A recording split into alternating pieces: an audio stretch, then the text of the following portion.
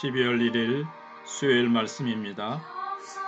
네 주를 섬길 때 괴로운 일이 많으나 구주여 내게 힘주사 잘 감당하게 하소서. 인자 한 마리를 가지고 사람을 감화시키며 갈 길을 잃은 무리를 잘 인도하게 하소서. 구주의 귀한 인내를 깨달아 알게 하시고 굳건한 믿음 주셔서 늘 승리하게 하소서.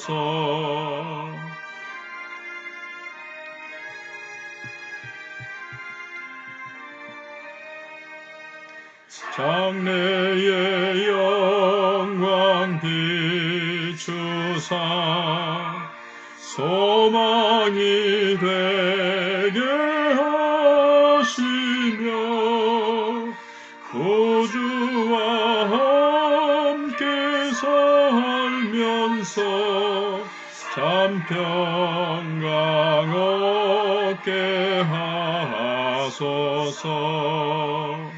아멘.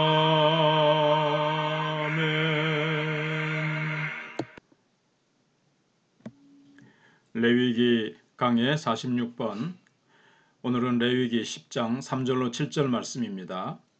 모세가 아론에게 이르되 이는 여호와의 말씀이라. 이르시기를 나는 나를 가까이 하는 자 중에서 내 거룩함을 나타내겠고 온 백성 앞에서 내 영광을 나타내리라 하셨느니라. 아론이 잠잠하니 모세가 아론의 삼촌 우시엘의 아들 미사엘과 엘사반을 불러 그들에게 이르되 나와 너희 형제들을 성소 앞에서 진영 밖으로 내어 나가라 하매 그들이 나와 모세가 말한 대로 그들을 옷 입은 채 진영 밖으로 메어내니 모세가 아론과 그의 아들 엘르아살과 이다말에게 이르되 너희는 머리를 풀거나 옷을 찢지 말라. 그리하여 너희가 죽음을 면하고 여호와의 진노가 온 회중에게 미침을 면하게 하라. 오직 너희 형제 이스라엘 온 족속은 여호와께서 치신 불로 말미암아 슬퍼할 것이니라. 여호와의 관유가 너희에게 있은즉 너희는 회막문에 나가지 말라. 그리하면 죽음을 면하리라. 그들이 모세의 말대로 하니라. 하나님의 선언. 나답과 아비후라는 두 제사장이 제사를 드린 첫날에 하나님의 진노로 죽은 사건은 다른 제사장과 일반 백성들에게 큰 충격을 줄 수 있는 일이었습니다. 두 명의 제사장이 하나님께 분향하다가 죽었기 때문에 이후로는 백성들이나 제사장들이 하나님께 분향하는 일을 꺼릴 수 있을 것입니다. 비슷한 예를 들면 유다의 왕 중에서 우시아는 유다를 아주 경제적으로 부강하게 한 훌륭한 왕이었습니다. 그런데 이 왕은 무슨 바람이 불었는지 하나님께 분향하는 것을 자기가 직접 해야 한다고 고집을 부렸습니다. 결국 우시아는 자기가 직접 성소에 들어가서 분향을 하는데 하나님이 치셔서 이마에서부터 나병이 생기기 시작했습니다. 그러자 대제사장은 즉시 왕을 성전에서 몰아내서 그 후로 죽을 때까지 우시아는 별궁에 있어야 했습니다. 그 뒤 우시아의 아들 요담이 유다 왕이 되는데 요담은 도통 성전에 들어가지 않았습니다. 역대하 27장 2절. 유다 왕이 성전에 들어가서 예배드리는데 본을 보여야 하는데 요담은 자기 아버지가 성전에서 분향하다가 나병에 걸린 상처가 있어서 성전에 아예 들어가지 않았습니다. 결국 우리가 하나님을 너무 두려워하면 멀리하게 될 것입니다. 그래서 하나님께서는 모세를 통해서 아론에게 말씀하셨습니다.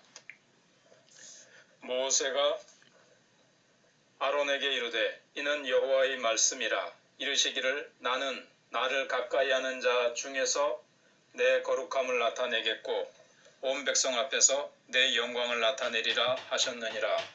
아론이 잠잠하니 하나님은 결코 이스라엘의 제사장이나 백성들로부터 업신여김을 당하지 않겠다고 말씀하셨습니다. 그러면 하나님이 제사장이나 백성들로부터 업신여김을 당하는 것이 무엇일까요? 그것은 제사장이나 백성들이 마치 우상을 대하듯이 일방적으로 하나님을 섬기는 것입니다. 대개 우상 숭배자들은 돌이나 나무에 신상을 새겨놓고 절을 하는데 그것은 자기 정성이나 종교적인 열정을 믿는 것입니다.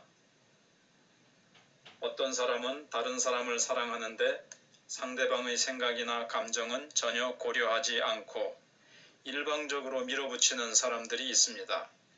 대개 이런 사람들을 스토커라고 하는데 사람들은 이런 스토커들을 끔찍하게 싫어하게 됩니다. 왜냐하면 일방적으로 자기 감정만 생각하고 따라다니며 괴롭히기 때문에 너무나도 이런 사람이 징그럽게 느껴지게 되는 것입니다. 우리가 하나님을 거룩하게 생각한다는 것은 내 감정이나 다른 종교와 혼동하지 않고 하나님을 하나님답게 대하는 것입니다. 우리가 하나님을 하나님답게 대하는 것은 하나님의 말씀을 존중하는 것입니다. 하나님은 우리가 열심을 내기 이전에 하나님의 말씀에 주의를 기울여서 듣기를 원하십니다. 그때 하나님은 이스라엘 안에 영광을 나타내시고 축복을 주시는 것입니다. 결국 나답과 아비후가 분향하다가 죽은 것은 하나님이 너무 까다로우셔서 그런 것이 아니었습니다. 나답과 아비후는 하나님을 자기 마음대로 일방적으로 생각하고 분향하려고 했던 것입니다. 그 결과는 대재앙이었습니다. 하나님은 하나님의 말씀을 사랑하는 자들을 가장 좋아하십니다. 하나님을 미워하는 것은 우리가 하나님을 내 방식대로 일방적으로 밀어붙여서 믿는 것입니다. 이것은 하나님을 미워하는 것이고 업신여기는 것입니다. 그 대신에 나를 사랑하고 내 계명을 지키는 자에게는 천대까지 은혜를 베푸느니라. 출애굽기 20장 6절 라고 약속하셨습니다.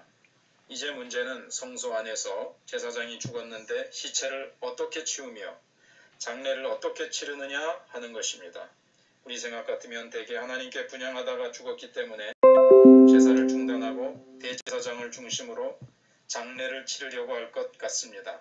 그러나 하나님은 그렇게 하는 것을 일체 금지하셨습니다. 우선 아들이 죽었지만 아론은 아들의 시체를 만지거나 장례할 수 없었습니다. 왜냐하면 하나님의 제사는 중단될 수 없기 때문입니다. 대제사장은 하나님의 진노를 막는 자이기 때문에 자신의 위치에서 벗어날 수가 없었습니다. 그리고 나답과 아비후의 형제인 엘르아살과 이다말도 일체 형들의 시체를 메고 나가거나 머리를 풀거나 해서 장례식에 참여할 수 없었습니다.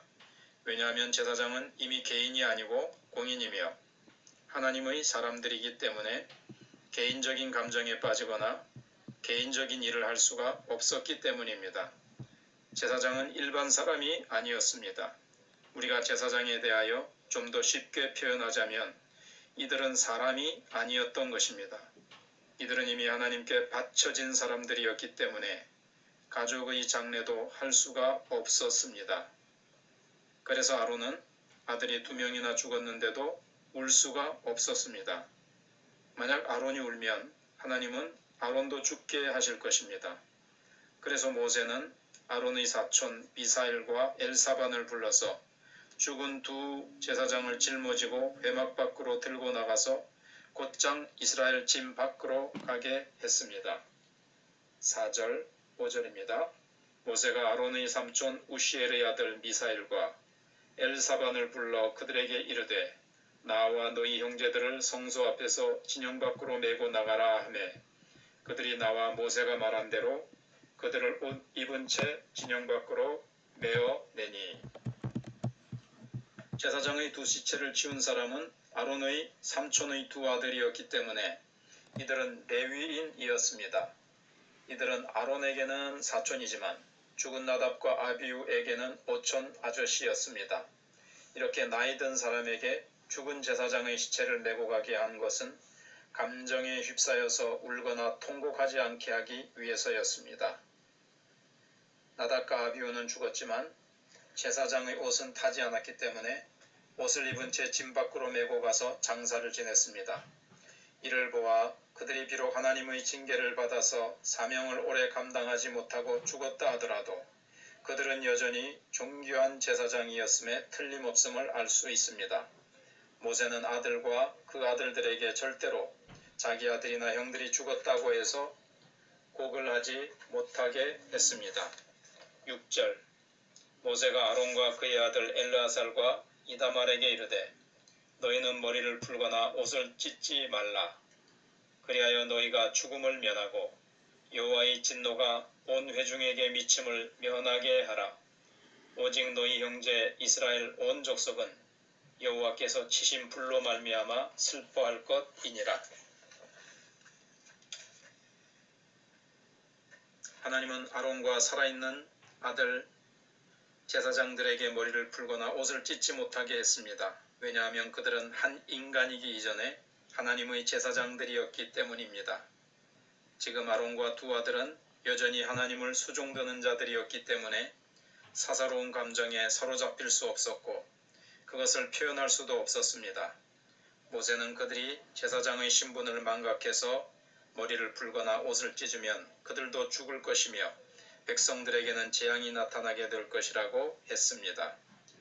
왜냐하면 이것은 제사장직 자체가 붕괴되는 것이기 때문입니다. 즉 제사장은 어떤 일이 있어도 제사장의 직분을 감당해야 하는 것입니다. 백성들이 대신해서 제사장의 죽음을 슬퍼할 수 있지만 제사장의 직분은 중단될 수 없었습니다. 7절 여호와의 관유가 너희에게 있은즉 너희는 회막문에 나가지 말라. 그리하면 죽음을 면하리라. 그들이 모세의 말대로 하니라. 제사장은 그 머리에 하나님의 기름이 있기 때문에 마음대로 성막을 떠날 수가 없었습니다. 한 제자가 예수님께 내 부친을 장사하게 허락하옵소서 하니까 예수님은 죽은 자들로 저희 죽은 자를 장사하게 하고 너는 나를 좇으라. 마태복음 8장 22절 라고 하셨습니다. 예를 들어 어느 곳에 비행기가 추락해서 많은 사람이 죽었을 때 의사는 비록 자기 가족이 죽었다 하더라도 산 사람을 치료해야 할 것입니다. 왜냐하면 그는 한 인간이기 이전에 사람을 살리는 의사이기 때문입니다. 마찬가지로 제사장은 한 개인이기 이전에 영혼을 살리는 사명이 있는 사람입니다. 이것을 오늘 목회자들이나 선교사들이나 크리스천들에게 적용할 수 있습니다. 우리는 개인적인 감정에 너무 빠져서 사람을 좋아하거나 싫어해서는 안 됩니다. 그리고 너무 자기 가족 문제에 빠져서 하나님의 일을 못한다고 해서도 안 됩니다. 그러면 우리는 감정도 없는 목석이냐 하는 의문이 들겠지만 우리가 개인적으로 지나친 그런 감정을 이겨야 우리 자신이 시험에 들지 않고 다른 성도들도 온전히 복을 받게 할 수 있을 것입니다. 그런가 하면 우리가 생각하지 못했던 성도들을 통해서 위로를 받게 되고 도움을 받게 될 것입니다. 이렇게 죽은 두 제사장의 장례는 일반 이스라엘 백성들이 치렀습니다. 그들은 이 죽은 두 제사장을 장례하면서 자기들이 죽을 것을 대신해서 죽은 두 제사장을 생각하면서 슬퍼했습니다. 그때 하나님은 이스라엘 백성들에게 은혜를 주셨습니다. 결국 이 두 제사장은 하나님의 말씀을 소홀히 함으로 죽기는 했지만 자신들의 사명은 다한 사람들이었습니다.